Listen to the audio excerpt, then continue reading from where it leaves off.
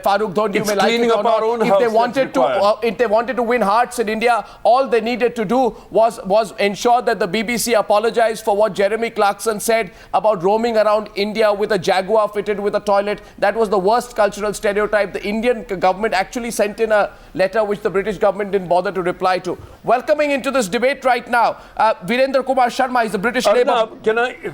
Can I please tell you? Yes. Can I please say that you are very concerned with the image of India? I am much more concerned with the fact that the disparity of incomes in India, the disparity of development, the uneven development of India is much more important than what Jeremy Clarkson says about toilets, or indeed how much aid is being given.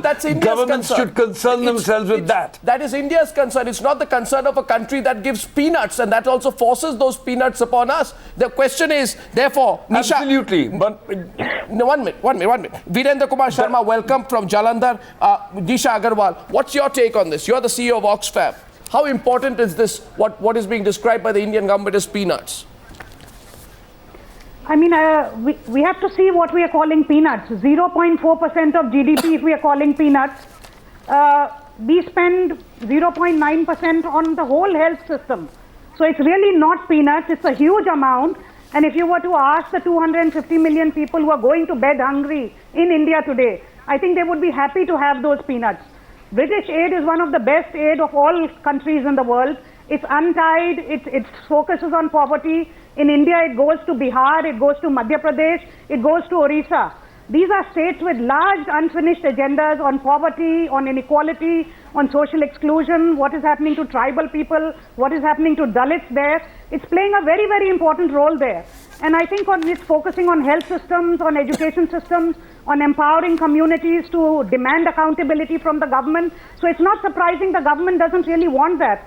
I think if we want to deliver on inclusive development and not just talk about it, we should be welcoming all kinds of partnerships and saying anybody who wants to come and help us is welcome into this country, because we've crossed some arbitrary threshold of $1,000 per capita, but with rising inequality, with huge pockets of the population not in any way benefiting from the kind of development we've seen in 20 years. And to say this is based on commercial considerations. We have a classic situation. This aid is being based on commercial considerations. Linking it. Not development considerations. Has been the best aid provider. With completely untied aid in the past. Somebody making an off-the-cuff remark doesn't spoil the nature of DFID aid. But then tell me, why is the UK stopping aid to Vietnam, Serbia and Iraq? Because they don't have defense deals? Please tell me, why would they? Does Iraq not need assistance? No, does Serbia not need assistance? We have a special relationship with DFID. Our two countries have a relationship. Aid is one way of lubricating that partnership. Vietnam has a very special relationship with France. They don't need to have a special relationship. But here's a country that has been a historical partner. Why are we giving aid to Africa? Again, to form partnerships. Nisha, 1 minute. And today when we are talking about injustice and so on, these rules of the game are set in the global arena. They are not set domestically. Whether it's the price of healthcare, whether it's trade, whether it's climate change, we need more relationships with the rest of the world. We have 1,000. I'm sorry, I'm going to pull out this figure. We have 105,335 crore rupees as of tonight of unutilized committed external assistance this is not tonight, this is March 30th, 2010. The number would have gone up. So, I do not know what this amount of 200 million, which is being linked to a military jet deal, we should just go ahead and reject it. Sohail. No, but Arnab, as you said earlier, I think let's dealing the two issues. Issue one is, does India need aid? I believe it does, because our government does precious little in either deploying the aid or having organizations fit enough to deploy that aid for meaningful development. But should aid be linked to commercial deals? It has been. We may not want it. There is going to be a quid pro quo whether you like it or not. There's no such thing as free aid. The tragedy is that the British politicians have actually succumbed to their own fetish for political, a claim So why- by even talking about the fact that we help India, we give India aid, and why the hell have they been ungrateful? So we shouldn't reflect the same gratitude that the British politician today is reflecting on. Virender Kumar So we Sharma. have Pranab Mukherjee. I take strong objection to Pranab Mukherjee saying the aid is peanuts. I don't think it's a gracious way to accept someone's aid and then rebuke him. Well- what is equally distressing is for Can a I British come in politician with to something link that- that aid One to sec, a fight one in sec, their one sec. house. Sohail, Now. Emma Boone wants to come in. Yes, Emma. Yes, Emma. Please go on.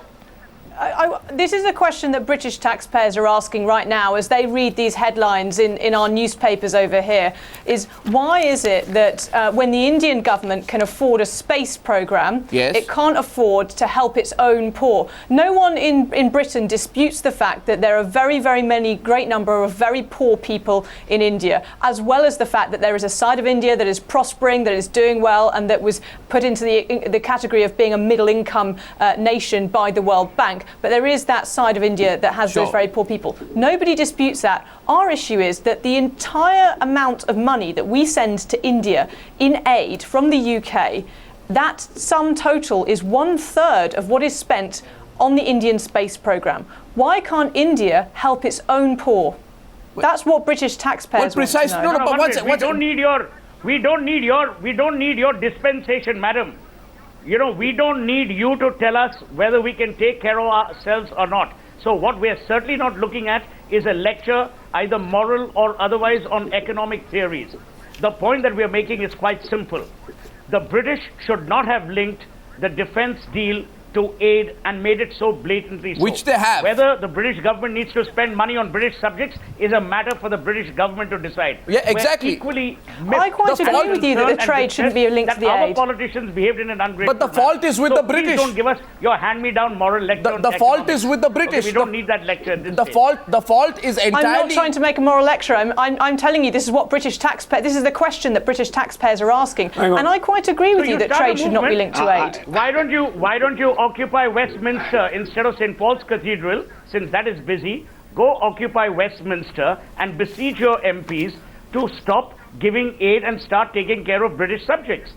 We're not linking those two. We are saying there are two different buckets.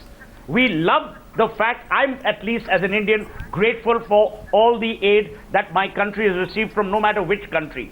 What I do get concerned about is when you Arnab, link aid hang on. to what is Maybe- the best security need The for India. selective concern for India is Can I come born in there? out of the temptation, Farooq Dhondi, whether you accept it or not. This selective concern and love Arnab, for India's you poor. can tell Emma not to give you moral lectures, but I'm a person of Indian origin. I'm an Indian, and I think that Pranab Mukherjee and Nirupama Rao, while refusing the aid, ought to say what they are going to do about the disparities in India right. itself. Well, that is the I'm concern of the entitled Indian to say government. agree with Farooq. And I I'm think- not giving you a moral lecture. One second. I'm trying to point out that you are more concerned with the image of India than with the poverty Question and is- with the absolutely Farooq, you're wrong. grinding inequality. Farooq, you're wrong, because Andrew Mitchell said that we gave the money because we wanted to win the bid. We wanted to sell the Typhoon. That's why we were giving the money. He's blown the lid off. It is totally irrelevant to the real thing. You're talking Why? about Andrew Mitchell's foolishness. Okay, Andrew Mitchell is an idiot. Fine. But what about Pranab Mukherjee saying we are not we don't want these peanuts? As I told you, We not, Pranab you know, Mukherjee. you are dishing out statistics. Pranab Mukherjee. You are in a- dishing out statistics. Pranab Let Muk- me dish out a statistic. There is more money in Swiss banks from Indian capitalists and from corrupt officials than from the rest of the world. Did you know that? Well, I don't know, but it is slightly embarrassing that Pranab Mukherjee, almost, I'm told the stories in Washington, the British Chancellor of the Exchequer refused to let go of his hand till he agreed to continue to take the aid. I mean, this is something that the British taxpayers must ask. And if it was aimed at the bid, But you might as well stop. we won't even- Virender Kumar Sharma, where do you stand, sir? Mr. Sharma, where do you stand? First, it's very interesting what the other panel members are saying, but at the same time, I'm very disappointed the language used by some of the panelists in this program.